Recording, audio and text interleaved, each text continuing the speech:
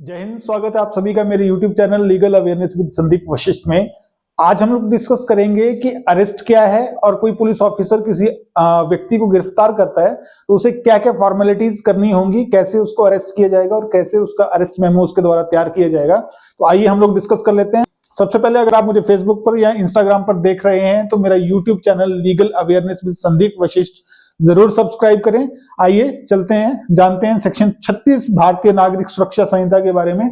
सबसे पहले हम लोग जाने कि अरेस्ट क्या है। अरेस्ट जो है ना तो सीआरपीसी में डिफाइंड था, ना ही बीएनएसएस में डिफाइंड है, लेकिन किसी लॉफुल अथॉरिटी के द्वारा किसी व्यक्ति को अपनी कस्टडी में लेने की जो प्रक्रिया है या जो उसका जो एक्ट है उसको हम लोग जो है अरेस्ट कहते हैं। अरेस्ट का अगर मीनिंग हमें समझना है तो हमें ऑनरेबल सुप्रीम कोर्ट का judgment Dinesh Kumar versus state of Haryana देखना होगा, जो 2008 में आया था। उसमें ऑनरेबल सुप्रीम कोर्ट ने कहा था कि अगर कोई व्यक्ति शब्दों से, मौखिक या फिर उसके एक्ट से किसी के अगर सरेंडर कर देता है, किसी को कस्टडी में दे देता है तो उसको अरेस्ट कहा जाएगा। तो ये जो सेक्शन 36 है इसमें कहा गया है कि procedure of arrest and duties of officer making arrest. Procedure कर जो है अरेस्ट का वो क्या होगा, और जो अरेस्टिंग अथॉरिटी है, जो अरेस्टिंग पुलिस ऑफिसर है, जहां कोई एजेंसी का ऑफिसर है, तो वो क्या क्या फॉर्मेलिटीज करेगा। इन फॉर्मेलिटीज करने के लिए सबसे पहले जो हम लोग देखेंगे सेक्शन 36 बीएनएसएस। पहले ये सेक्शन 41B सीआरपीसी हुआ करती थी। ये 41B सीआरपीसी जो इंट्रोड्यूस करी गई थी, क्रिमिनल लॉ अमेंडमेंट एक्ट आया था 2008 में, जो DK Basu versus state of West Bengal 1996 में एक ऑनरेबल सुप्रीम कोर्ट का जजमेंट आया था। उसके बाद जो है सेक्शन 41B लाई गई थी, जिसमें ऑनरेबल सुप्रीम कोर्ट ने कुछ एक गाइडलाइंस दी थी कि पुलिस के द्वारा अरेस्ट कैसे कैसे किया जाएगा। 36A जो कहता है वो कहता है कि जो भी पुलिस ऑफिसर या जो भी ऑफिसर किसी को अरेस्ट करेगा वो एक्यूरेट, विजिबल और क्लियर आइडेंटिफिकेशन उसकी होगी। मतलब अगर पुलिस ऑफिसर है किसी को अरेस्ट कर रहा तो वो यूनिफॉर्म में होना चाहिए। और अगर कोई ऐसी एजेंसी का आदमी, सपोज कर लीजिए सीबीआई है या विजिलेंस है या फिर सीआईडी है या कोई और एजेंसी का आदमी किसी को गिरफ्तार कर रहा है, तो वो एक्यूरेट उसका जो आइडेंटिटी कार्ड है वो विजिबल होना चाहिए। मतलब अगर किसी को अरेस्ट करने वो जा रहा है तो उसका आईडी जो है अरेस्ट होने वाले व्यक्ति को दिखना चाहिए, और या फिर वो जो अथॉरिटी है जो गिरफ्तार कर रही है उसको आइडेंटिटी कार्ड अपना दिखाना चाहिए। दूसरा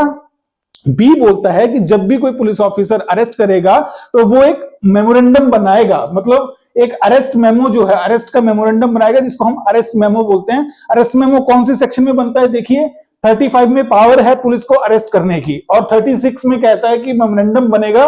तो जो मेमोरेंडम बनेगा पुलिस के द्वारा किसी को अरेस्ट करते हुए, वो बनेगा 35 रेड विद 36 बीएनएसएस मेमोरेंडम बनेगा। उसके ऊपर लिखा जाएगा arrest memo under section 35 read with section 36 of BNSS. उसके बाद वो जो मेमोरेंडम बनेगा, जो पुलिस ऑफिसर जो मेमोरेंडम बनाएगा, उसको एक ऐसे मेंबर से, ऐसे फैमिली मेंबर से अटेस्ट कराया जाएगा, गवाह के तौर पर उसमें विटनेस जो है रखा जाएगा। जिसको गिरफ्तार किया जा रहा है उसका फैमिली का कोई ना कोई मेंबर जो है उसमें एक गवाह होना चाहिए। अब बोलता है कि अगर फैमिली मेंबर नहीं है वहां पर, तो जिस स्थान पर उस व्यक्ति को अरेस्ट किया जा रहा है उस स्थान का कोई जो रिस्पेक्टेबल, जो अच्छा आदमी है, जिसका अच्छा चाल चलन है या रिप्यू, उसकी गवाही डालना जरूरी है। पहली बात है, जब अरेस्ट मेमो बनाएगा तो फैमिली मेंबर जो है उसमें हस्ताक्षर होने चाहिए एज ए विटनेस। किसके? जिसको अरेस्ट किया जा रहा है उसका फैमिली का मेंबर। अगर वो उपलब्ध नहीं है तो कोई लोकल आदमी, जिस जगह पर अरेस्ट किया जा रहा है वहां का कोई लोकल आदमी जो रिप्यूटेड आदमी हो, उसकी जो है गवाही उसमें डलवाई जा सकती है। ये अगर ये दोनों अवेलेबल नहीं है, फैमिली मेंबर भी नहीं है, रिस्पेक्टेबल पर्सन भी नहीं है, तो पुलिस ऑफिसर की ड्यूटी बनती है कि वो गिरफ्तार किए जाने वाले व्यक्ति को बताए कि आप अपने किसी फैमिली मेंबर या फिर मित्र या फिर किसी अन्य व्यक्ति को अपनी गिरफ्तारी के बारे में सूचित करने का आपको अधिकार है, आप सूचित कर सकते हैं।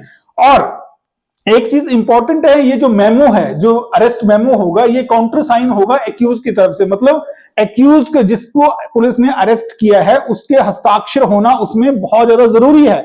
अगर हस्ताक्षर नहीं है तो वो जो मेमोरेंडम है एज पर लॉ नहीं है। तो अगर पुलिस ऑफिसर जब किसी को अरेस्ट करेंगे, जो मेमोरेंडम बनाएंगे, वो मेमोरेंडम जो है उसमें एक्यूज के भी साइन होने चाहिए, उसके एक्यूज के फैमिली मेंबर के साइन होने चाहिए। अगर फैमिली मेंबर नहीं है तो कोई लोकल आदमी के साइन होने चाहिए जहां पर उसको गिरफ्तार किया जा रहा है। अगर फैमिली मेंबर भी नहीं है, लोकल आदमी भी नहीं है, तो पुलिस ऑफिसर को रिटन में उसको बताना होगा कि आपको अधिकार है कि आप अपने किसी फैमिली मेंबर को, किसी दोस्त को या किसी अन्य व्यक्ति को अपनी गिरफ्तारी के बारे में सूचित कर सकते हैं। और सेक्शन 48 बीएनएसएस जो पुलिस ऑफिसर है उस पर एक ड्यूटी इंपोज करता है कि वो गिरफ्तार होने वाले व्यक्ति के द्वारा सुझाए हुए किसी एक व्यक्ति को सूचित करेगा, चाहे वो टेलीफोनिकली करेगा, चाहे वो किसी अन्य माध्यम के द्वारा सूचित करेगा। गिरफ्तार किए जाने के तुरंत बाद जो है उसके पारिवारिक मेंबर को सूचित करेगा और इस बारे में संबंधित जो रजिस्टर होगा, डायरी रजिस्टर जिसको हम लोग बोलते हैं, रोजनामता जिसको बोलते हैं, उसमें एंट्री भी की जाएगी कि उसके परिवार के